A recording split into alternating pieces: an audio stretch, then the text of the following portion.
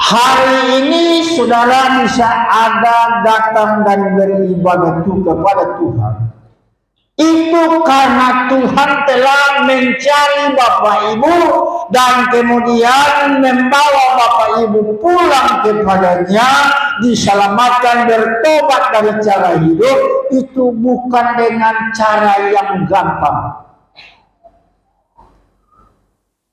Tapi Bapak Ibu dicari, dibawa pulang kembali kepada Tuhan pemilik hidup saudara-saudara.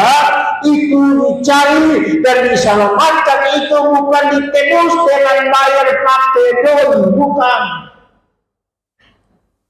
Tapi saudara dipanggil pulang, diselamatkan, dibayar pakai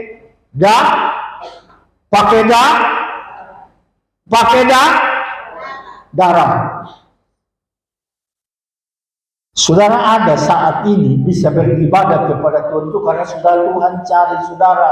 Waktu Adam dan Hawa nenek moyang kita pertama kali berbuat dosa, dari satu orang lah yang berbuat dosa, semua manusia yang dilahirkan oleh perempuan itu berdosa, lalu Allah cari manusia yang berdosa, lalu Allah bawa pulang dia dengan tebusan, bayar dengan harga darah. Harus ada orang yang menebus saudara dan saya.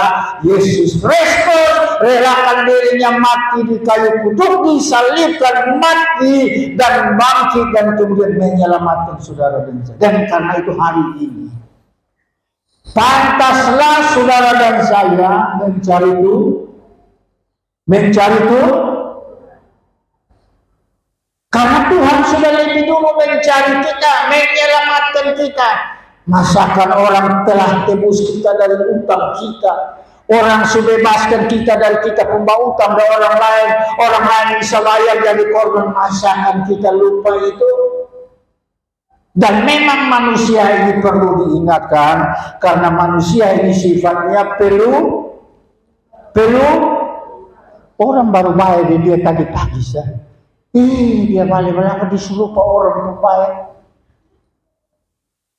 Akan sumber berkat dalam Yohanes 10 ayat 10, aku datang, pencuri datang itu hanya mencuri, membunuh dan membinasakan, tetapi aku datang supaya mereka memperolehnya dalam segala kelimpahan.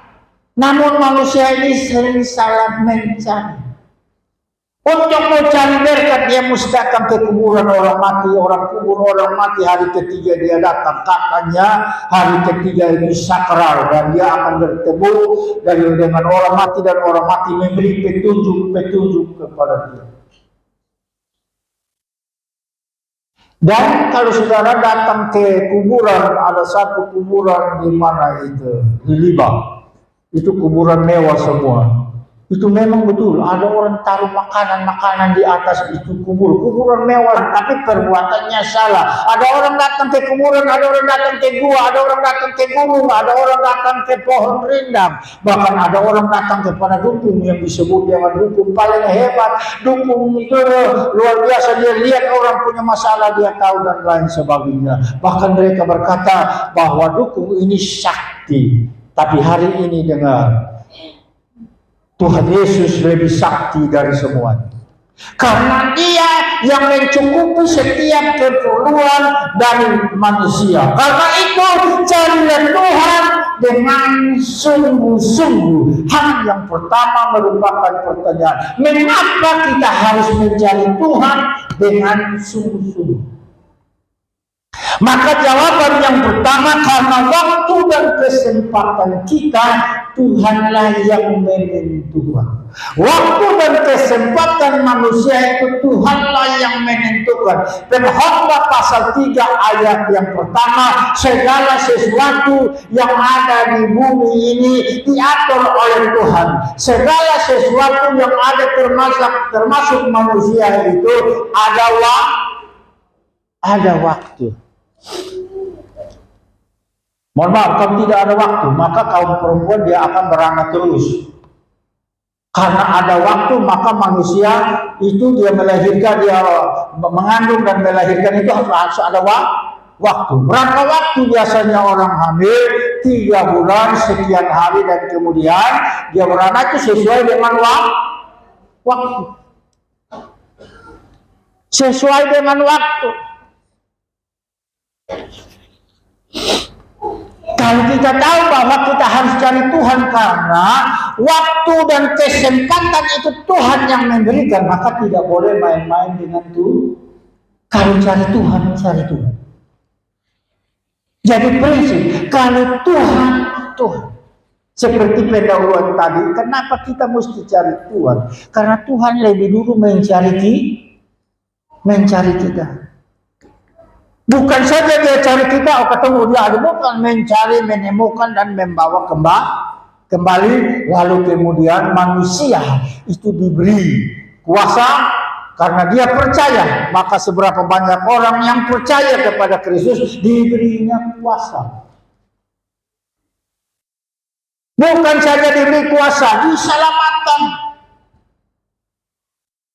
Bukan saja diselamatkan, diampuni, disucikan, dikuduskan.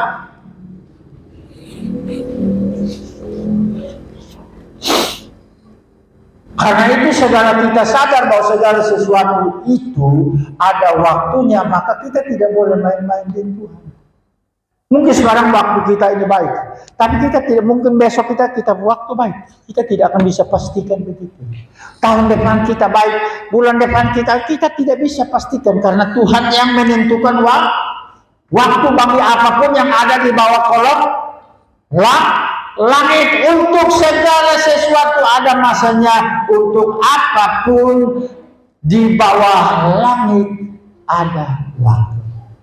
Makanya kalau tidak ada waktu yang diatur, tidak diatur segala sesuatu dalam waktu yang ada, maka matahari ini dia akan panas terus.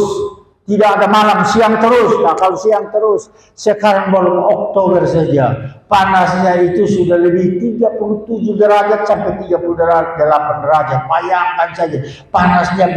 Nah, bayangkan kalau tidak pernah akan berhenti panas, manusia bisa bertahan hidup?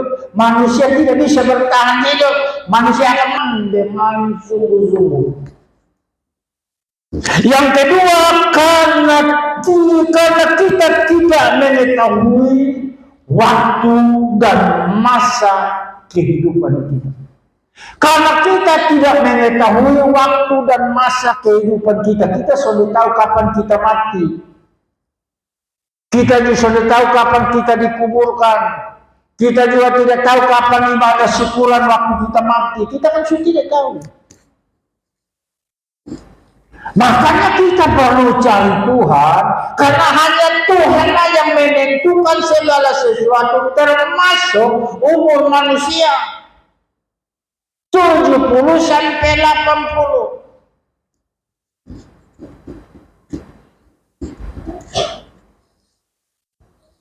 Lebih dari itu, penderitaan, mulai sakit-sakit, mulai isi daging, mulai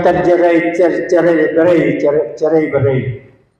Isi daging mulai tak kupas satu-satu karena 70 sampai 80 menderita. Maka kotong isi daging mulai luka pelan-pelan. Lalu dia menghantar kita sampai kepada kematian. Kalau engkau tidak merasa bahwa engkau tidak pernah akan mati, tidak perlu cari Tuhan. Karena engkau tidak pernah merasa bahwa engkau akan mati satu kali kelak, tidak usah cari Tuhan. Tapi kalau engkau masih merasa bahwa engkau manusia bukan manusia sumber, engkau manusia yang hidupnya diatur oleh Tuhan satu kali kelak, engkau pasti meninggalkan dunia yang fana dengan segala kecanggihan, dengan segala keindahan yang ada. Engkau akan pulang ke negeri kekal, engkau tidak tahu negeri itu di mana. Maka cari Tuhan. Karena orang mati sudah tidak bisa cari Tuhan. Waktu Lazarus dengan orang kaya mati, dia ingin dan dengan kerinduan untuk cari Tuhan. Tapi di sana tidak ada kesempatan untuk dia cari Tuhan. Kesempatan untuk bisa kita cari Tuhan adalah semasa kita masih cari Tuhan waktu masih hidup. Jangan sudah sengsara baru cari Tuhan. Jangan sudah menderita baru cari Tuhan. Itu tidak ada guna, karena setunggu mati baru mau cari Tuhan. Setunggu mati baru mau cari Tuhan. Tidak ada guna lagi. Nah, kalau demikian, selagi hidup masih sehat, masih kuat, cari Tuhan. Supaya ketika peti mati ada tunggu di depan sana, kita tidak perlu berpikir lagi. Karena kita sudah cari Tuhan, semasa hidup sudah cari Tuhan, peti mati tunggu di depan, silakan datang. Orang kadang itu merasa dia hebat, super, dia orang yang tapi dengar. Lukas pasal 16 kita akan lihat di sana bagaimana orang kaya dan Lazarus 27 sampai 31. Lukas 16 27 sampai 31. Kata orang itu, kalau demikian aku minta kepadamu, mulai 26. Naik ke atas. Sebab masih ada 5 orang saudaraku, supaya ia memperingatkan mereka dengan sungguh-sungguh, agar mereka jangan masuk kelak ke dalam tempat penderitaan. Tunggu, maksudnya tadi itu 26 dulu. Naik kembali dulu. Dan kalau terpaksa saja orang mati dibangkitkan, yang suruh datang kasih bertobat orang, sekalipun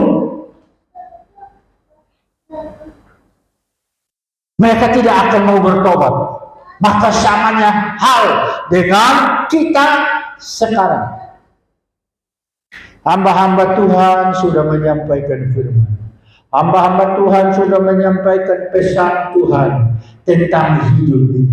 Tapi kalau kita masih tetap masa bodoh, maka nanti satu waktu kita akan mengalami penderitaan seperti orang yang kaya ini.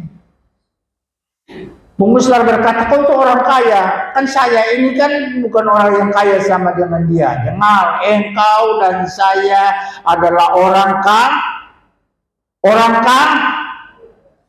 kaya karena keinginan, kaya karena hobi, kaya karena kesukaan, dan itu disebut kaya. Karena gara-gara itu semua engkau tidak bisa mencari Tuhan, engkau akan berkata, satu waktu nanti saya akan berjumpa dengan Tuhan di kekekalan sana. Dengar, kalau mau cari Tuhan sekarang, karena kalau engkau ada di sana, itu engkau bisa masuk di sana. Itu dimulai dari sekarang, bagaimana engkau harus menentukan sikap untuk masuk ke kota itu. Di dunia saja suruh cari Tuhan, datang ke gereja, lu tidur di rumah.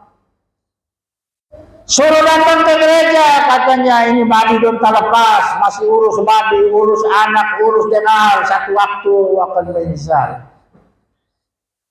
Karena kita bicara ini bukan besok, bukan lusa, satu waktu. Karena segala sesuatu ada waktu.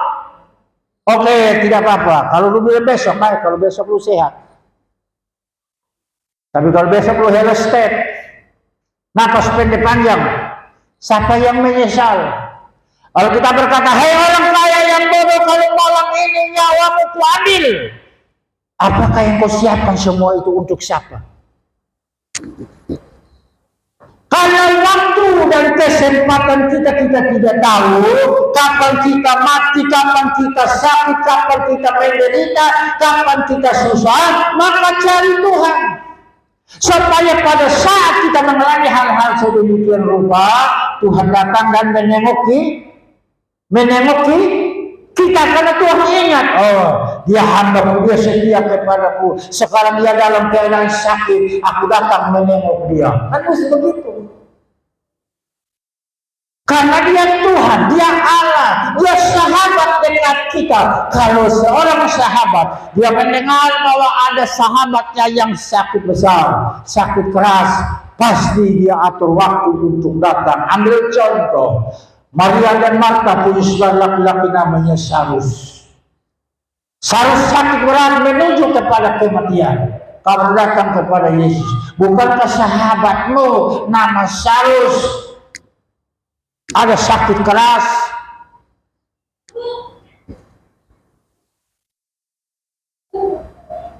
Yesus mengatur waktu 3 hari kemudian baru datang lihat Sarus. Kalau engkau punya hubungan yang baik dengan Tuhan, tidak usah butuh orang lain datang menengok engkau. Kalau engkau orang dekat dengan Tuhan, waktu engkau mengalami kesusahan, penderitaan, engkau mengalami masalah dalam kehidupan, sahabatmu, dekatmu, Yesus adalah Tuhan, dia akan datang menengok. Saya pun tangan ini, saya bersaksi waktu lalu itu benjolan besar sampai penuh ini tangan. Jangan sungguh-sungguh, karena kedatangan Tuhan sudah semakin